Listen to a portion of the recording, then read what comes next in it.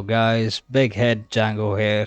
I hope you all are doing fantastic. So, this auction house guide is admittedly a bit late, but better than never. We still have 2 days left in the first week, so it's not like it's completely late. If you find the video useful, be sure to subscribe, like, and comment. You can also follow me in-game and check out my creative hub. And as always, you can reach me on Reddit. So, let's get right into it. Now, because this is an auction house guide, you might notice that I have a crazy amount of credits, a crazy low amount of credits, that is. The reason for that is I have a lot invested in a bunch of cars. Not all of these cars are profitable right now for me, but hopefully they will be, and even if they're not, at least I can get back mostly what I spent on them. The other reason I'm low on credits is because I am yet to collect credits from a lot of cars that I've sold. I wanted to record this for the purpose of the video. Okay, so collected the credits sitting at a nice 165 million. It actually is that easy. Making money on the auction house is all about knowing what cars to invest in, patience, and time. Okay, so before we go any further, I'd like to go over some information regarding the auction house. You may or may not know all of this, so I would suggest watching this section. And if you feel like there is something important that I should have mentioned, feel free to let me know in the comments below. Okay, so number one, the max buyout price of a car increases or decreases based on how often it sells at max price as well as availability. If a car sells more often at max price, then the max buyout is going to increase. And if it doesn't sell often, the max buyout is going to decrease. In these cases, you can see a max buyout price change on a daily basis and sometimes even a few hours. However, if a car is not easily available but sells quickly at max price, then the max buyout price is going to increase very slowly over several days. Also, keep in mind that all cars have a max buyout price limit of 20 million. So anytime you're holding on to a car and the max buyout is 20 million, it's time to sell. Just go ahead and sell. Number two, you can only buy and list 25 cars every 24-hour period. List here means listing for sale. Whether the car sells or not doesn't matter. The 25 car limit is separate for buy and list. So you can buy 25 cars and you can list for sale 25 cars. The 24-hour limit is also individual for each car that you buy or list. So for example, if you buy or list one car at 10 a.m., a second car at 6 p.m. and 23 cars at 11 p.m. You'll not be able to buy list anymore after that. However, at 10 a.m. the next day, you'll be able to buy list one car. At 6 p.m. you'll be able to buy or list two cars. And at 11 p.m. you'll be able to buy or list all 25 cars. So that's how it works. The reset is on a per car basis. The auction house has a tax or fee on all sales you make. The fee is about 15%. It's not exact. And any credits you collect will be reduced by 15%. So when you sell a car for 20 million, you are only receiving about 17 million from that. Number 4 is an experience suggestion. When you list a car for sale on the auction house, you have an option to set a time limit for the sale. This goes from 1 hour all the way up to 24 hours.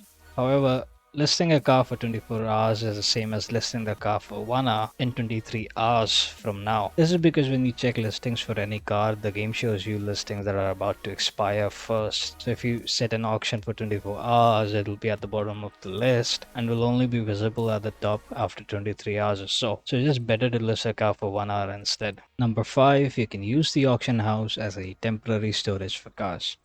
If you frequently use the auction house for making money, at some point you'll end up buying hundreds of cars. Your garage only has a 1000 car limit, and if you also like collecting cars, it will fill up fast. So if you don't claim cars from the auction house and let them sit in the My Bid section, you won't have to worry about garage space. Eventually, when the price of the cars is high enough, you can claim them and put them up for sale. However, there is a risk involved. If the auction house servers fail like they did towards the end of Forza Horizon 4, you will end up losing all your unclaimed cars. Playground games did compensate players for the credit values of the cars, but there is that risk. So these are my pointers for the auction house. If there's anything important you wish to add, do let me know in the comments. Now we will move on to bidding and sniping. Now there are 3 ways to acquire cars from the auction house. The first is to just buy out the car at max price. The second is bidding, where you place a bid and then compete with other bidders in order to win the car. Now, when you do play a bidding war, it is better to bid on only one car at a time. That way, your My Bid section loads faster and you don't have to go through a list of cars to bid on the car you are trying to win. Every time you place a bid, whether it fails or succeeds, make sure to back out of the My Bids menu and go back in again to place another bid. This refreshes the latest bid amount so you don't end up failing over and over again. Now, only place a bid when you are outbid, otherwise you run the risk of buying out the car. In this case, I did manage to win the Ferrari.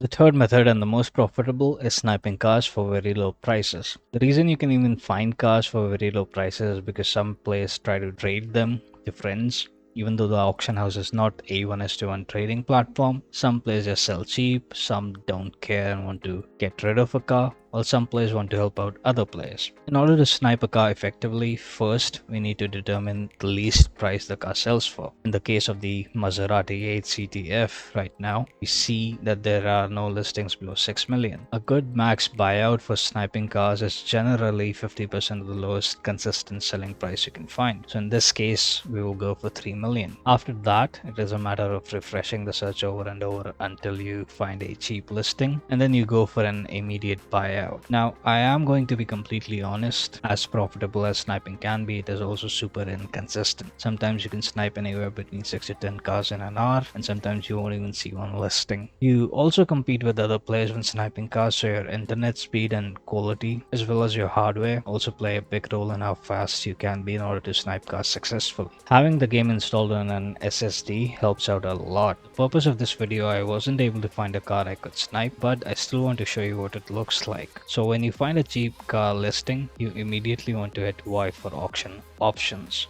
Then head down to select buyout and start quickly tapping the A button to confirm the buyout. This is what it looks like when done correctly.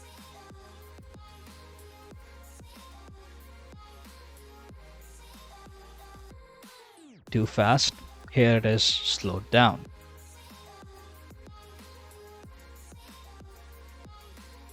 And that's all about sniping for now. Now for the most important part of this video, the cars to invest in for Series 2. Here is a list of all cars available in Series 2 that we know of. The list does not contain Forza shop cars and Super 7 cars for the coming weeks. You can find a link to the spreadsheet in the description, and I will be updating it regularly. The only cars you want to invest in are seasonal cars. These are cars that are only available via the weekly playlist or Forza shop or Super 7. Most auto show cars are completely worthless, and when wheel spin cars are added to the weekly playlist, they generally see a price drop and almost never recover. Very few popular wheel spin cars might recover, but most are not worth investing in.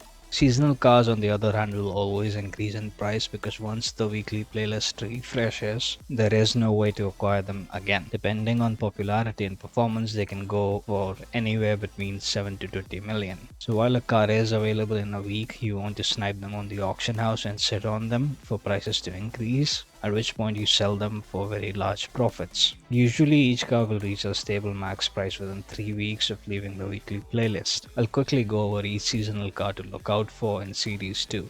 First, we have the Aventador SVJ via the series reward and the Peel P50 from the Secret Santa event. The Peel P50 will be given to every player, so it's not going to be worth investing in. In week 1 summer, we have the Maserati 8 CTF. In week 2 autumn, we have the Aventador J as a championship reward. In week 3 winter, we get the Ferrari 599 GTO, and in week 4 spring, we have the Gallardo Spider with the Peel Trident as weekly rewards, as well as the Ferrari 575M via a championship.